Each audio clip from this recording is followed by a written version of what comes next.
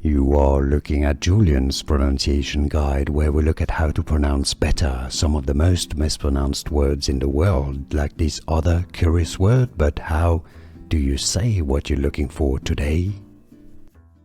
We are looking at how to pronounce this word, and we'll be looking at how to say more confusing vocabulary, including from Spanish, so stay tuned to the channel to learn more. Talking about Spanish, it's said in Spanish as Chupacabra, Chupacabra, Chupacabra. Now in English it's often said as Chupacabra, Chupacabra. Spanish again, Chupacabra. And now you know. More videos for you here to learn more. See you there. Thanks for watching. Here are more videos on how to pronounce more confusing words and names too many mispronounced. Like this video if you found it useful. I appreciate your support. I'll see you soon and thanks for watching.